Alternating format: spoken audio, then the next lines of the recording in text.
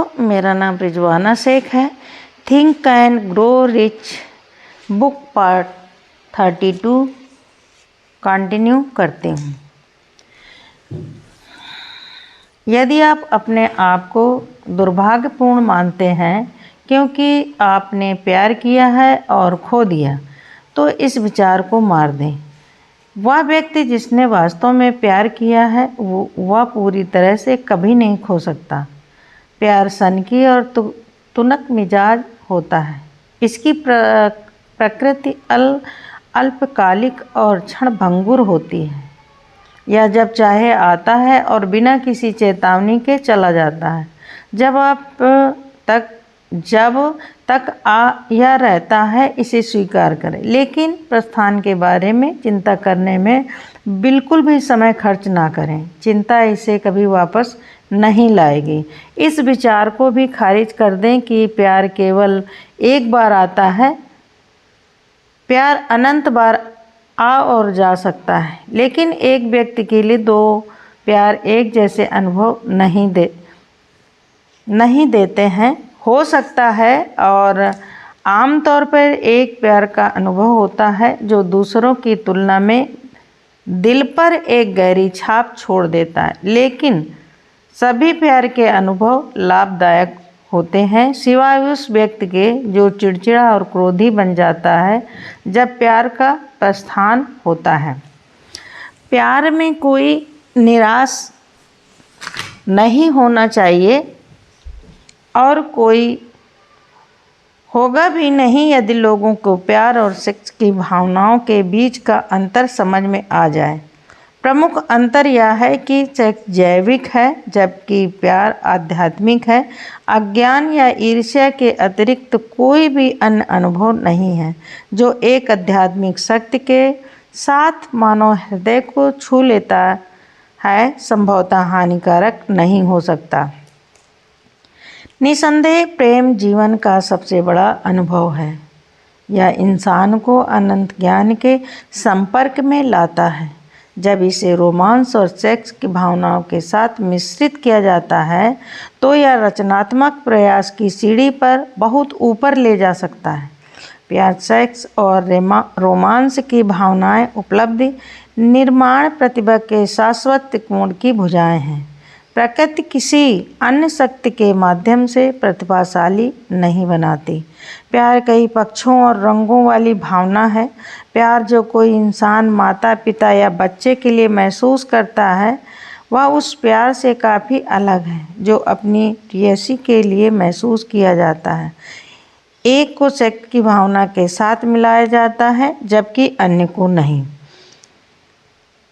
एक प्यार जो कोई व्यक्ति एक सच्ची दोस्ती में महसूस करता है वह वैसा नहीं होता है जैसा कोई व्यक्ति माता पिता या बच्चों के लिए या प्रेयसी के लिए महसूस करता है, लेकिन यह भी प्रेम का एक रूप है। फिर निर्जीव चीज़ों के प्रति प्यार की भावना आती है, जैसे प्रकृति की हस्तकृत से प्यार। लेकिन प्यार के इन विभिन्न प्रकारों में सबसे तीव्र और भावुक वह है जिसे प्यार और सेक्स की भावनाओं के सम्मिश्रण में अनुभव किया जाता है। वे विवाह जिनमें प्रेम का आकर्षण नहीं, सेक्स से अच्छी तरह संतुलित और समानुपातिक नहीं, कभी भी सुखदायी नहीं हो सकते और टिके नहीं रह सकते। अकेले प्रेम विवाह में खुशी नहीं लाएगा और न ही अकेला सेक्स लाएगा। जब इन दो सुंदर भावनाओं को मिश्रित किया जाता है तो विवाह मन की एक ऐसी अवस्था पर पैदा कर सकता है जो अध्यात्म के सबसे करीब होता है और इस सांसारिक स्तर पर जाना जा सकता है। जब रोमांस की भावना को प्यार और सेक्स की भावनाओं के साथ जोड़ा जाता है तो इंसान के सीमित मस्तिष्क और अनंत ज्ञान के बीच के अवरोध हट जाते हैं। फिर एक प्रतिभाशाली इंसान जन्म ले चुका होता है। आमतौर पर सेक्स की भावना से जुड़े लोगों की तुलना में यह कितनी अलग कहानी है। यह एक भावना की एक व्याख्या है जो इसे साधारण विषय से ऊपर उठाती है और भगवान के हाथों में कुम्हार की मिट्टी बना देती है, जिसमें से वह सब कुछ सुंदर और प्रेरणादायक चीज़ें तैयार करता है। यह जब ठीक से समझ आ जाए तो यही एक व्याख्या है जो बहुत से विवाहों में मौजूद अव्यवस्था में से सामंजस्य ले आएगी। अक्सर यह असमंजस निरंतर कमी निकालने, शिकायतें करने के रूप में व्यक्त होती हैं, जो आमतौर पर सेक्स के विषय पर ज्ञान की कमी के कारण होती हैं। जहाँ प्यार, रोमांस और भावनाओं की उचित समझ और सेक्स के कार्य का पालन हो, वहाँ शादीशुदा लोगों के बीच कोई असमंजस नहीं होता है।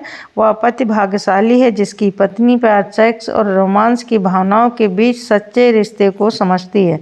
इस पवित्र तिकड़ी से प्रेरित होकर सम का कोई भी रूप भारी नहीं होता, क्योंकि सबसे छोटा प्रयास भी प्यार के सम की प्रकृति का रूप धारण कर लेता है। यह एक बहुत पुरानी कहावत है कि एक आदमी की पत्नी उससे या तो बना सकती है या फिर उसे तोड़ सकती है, लेकिन इसका कारण हमेशा समझा नहीं गया। बनना और तोड़ना पत्नी की प्यार, सेक्स और रोमांस की भावनाओं की समझ का या समझ की कमी का परिणाम होता है। इस तथ्य के बावजूद कि पुरुष अपने जैविक विरासत के स्वभाव से बहुविवाही है, किसी महिला का किसी पुरुष पर इतना महान प्रभाव नहीं होता जितना उसकी पत्नी का, सिवाय ऐसी परिस्थितियों के जहाँ किसी पूरी तरह से अनुपयुक्त प्रकृति की औरत से उसकी शादी हो जाए।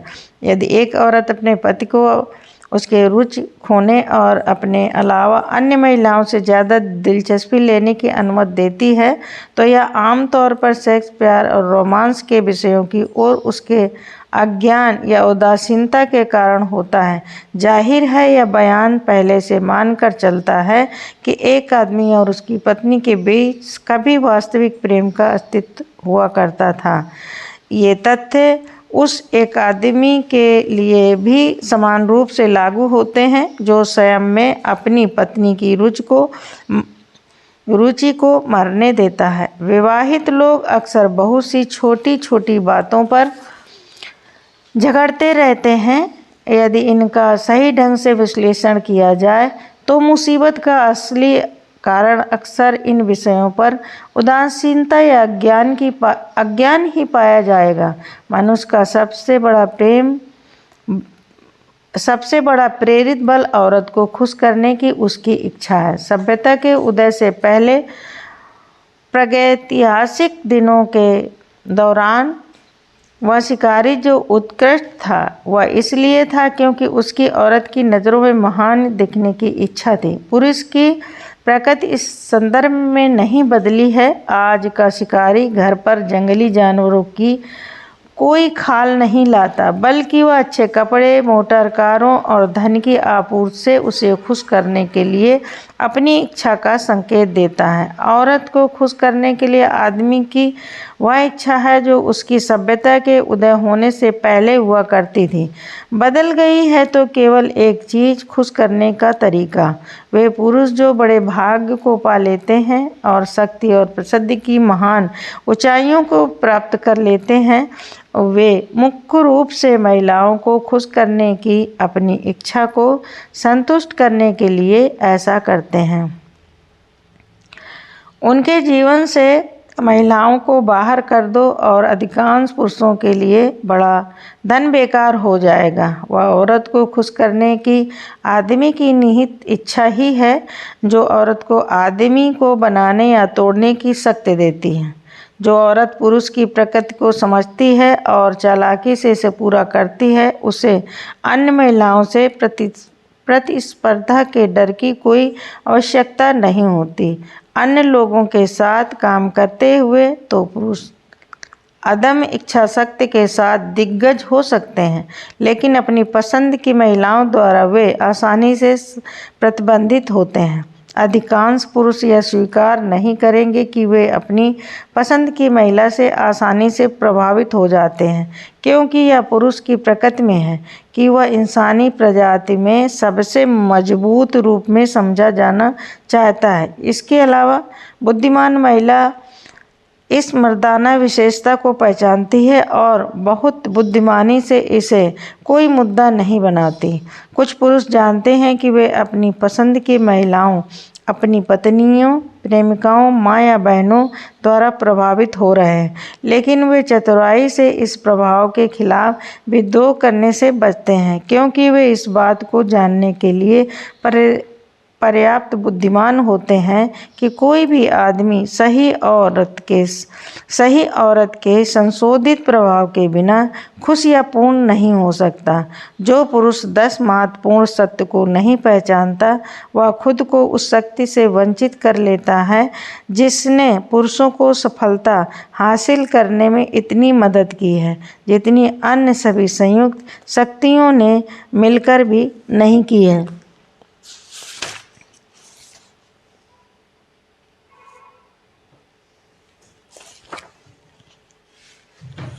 Thank you.